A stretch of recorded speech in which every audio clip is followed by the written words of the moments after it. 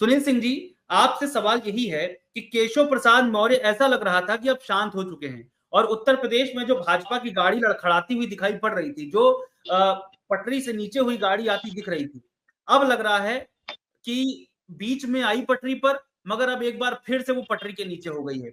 हम ऐसा क्यों कह रहे हैं? इतना लंबा चौड़ा भाषण देकर मैंने आपको बता दिया कि केशव प्रसाद मौर्य कभी ओपी राजभर से मिलते हैं, कभी वो ब्रजेश पाठक के साथ अलग बैठक कर जाते हैं, या जब राजभर से पूछा जाता है तो वो कहते हैं कि लखनऊ में पहले से बैठक तय थी, इसलिए मैं गया नहीं मिलने के लिए योगी आदित्यनाथ से। दूसरी तरफ हम देखते हैं कि जब बजट पास होता है तो उत्तर प्रदेश के लिए कुछ नया नहीं किया जाता, और इसके अलावा जो विपक्षी दल है वहां पर जो उनके राष्ट्रीय अध्यक्ष है समाजवादी पार्टी की तरफ, जब वो एक निजी न्यूज चैनल पर कॉन्क्लेव में बैठते हैं, तब वो यहां तक कह देते हैं कि जो 100 लेकर के आओ सरकार बनाओ वाला मानसून ऑफर था, अब वो दरअसल विंटर तक बढ़ा दिया हमने, यानी कि वो पीछे नहीं हट रहे हैं। सुनील सिंह जी, कहीं ना कहीं कुछ गड़बड़ है जिसको आपकी टीम, आपकी पार्टी भांप नहीं पा रही है। सुनील सिंह जी। रवि जी, सबसे पहले तो आपके चैनल पे आपने हमें मौका दिया, इसके लिए आपको बहुत बहुत साधुवाद है, बहुत बहुत धन्यवाद है।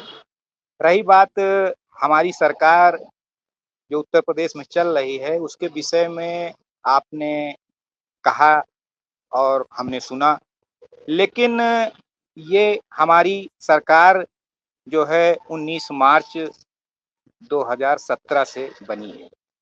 बीच बीच में कई तरह की अफवाहें विपक्षी पार्टियों ने, क्या आप समझ रहे हैं 17 से जो 22 की सरकार चली उसमें क्या इस तरह की अफवाहें नहीं उड़ी थी? उसमें भी इस तरह की अफवाहें उड़ाई गई थी कि इनके सरकार में ठीक नहीं चल रहा है, केशव जी विधायक अपने विधायक से मिलजुल रहे हैं जो अपने जानने वालों से, तमाम तरह की बातें, लेकिन इनका कोई भी कहीं भी कोई स्थान नहीं है भारतीय जनता पार्टी में मिलने जुलने और अपने बड़े नेताओं से दिल्ली जाना, मिलने जाना, ये सब एक प्रक्रिया में है। एक आपस में हम चाहे ऊपर के बड़े नेता हो, हमारे राष्ट्रीय नेतृत्व हो, चाहे प्रदेश नेतृत्व हो, तो इससे ये नहीं आंका जा सकता कि हमारे सरकार में जो है कहीं कुछ गड़बड़ी है। अच्छा, ये देखिए सुनील सिंह जी, मैं एक बीच में आपसे एक प्रश्न करूंगा। आप कहते हैं कि अफवाहें उड़ रही हैं, आप नहीं कह सकते कि कुछ गड़बड़ी है आपकी सरकार में। मैं मगर आपको दो तर्क दूंगा।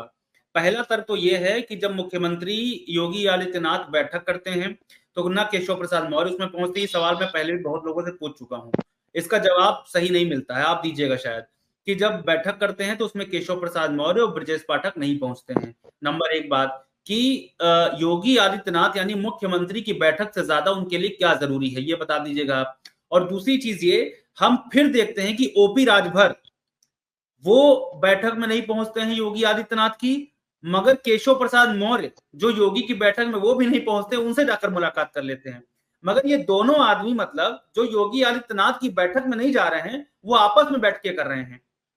क्या मतलब हुआ इसका? इसे आप हमें समझाइए कि उस बैठक से ज्यादा जरूरी क्या है।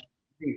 देखिए रवि जी, भाई साहब, इन जो आपने अभी प्रश्न किया, इससे तो ये नहीं साबित होता ना कि बैठकें भारतीय जनता पार्टी में राष्ट्रीय नेतृत्व जो है वो वहां से आती हैं, वहां से जो भी हमारी चाहे योजनाएं चल रही हों और चाहे हमारे जो भी कार्यक्रम चल रहे हों, वो कार्यक्रम वहां से केंद्र से मतलब राष्ट्र दिल्ली से बन के आता है प्रदेश में। किसको कहाँ ड्यूटी लगी है, कौन कहाँ जाएगा, ये राष्ट्रीय नेतृत्व हमारा तय करता है। इसमें कौन किस मीटिंग में पहुंचा, कौन किस मीटिंग में नहीं पहुंचा, इससे इतना बड़ा जो है अगर विपक्षी लोग उसको जोड़ रहे हैं तो मैं समझता हूं कि ये बहुत ही विपक्षियों की बहुत ही मतलब उनकी, अब उसको हम नहीं कहेंगे, मतलब इतनी छोटी सोच हम इसको हम मानते हैं, क्योंकि भारतीय जनता पार्टी और हमारी उत्तर प्रदेश की सरकार ये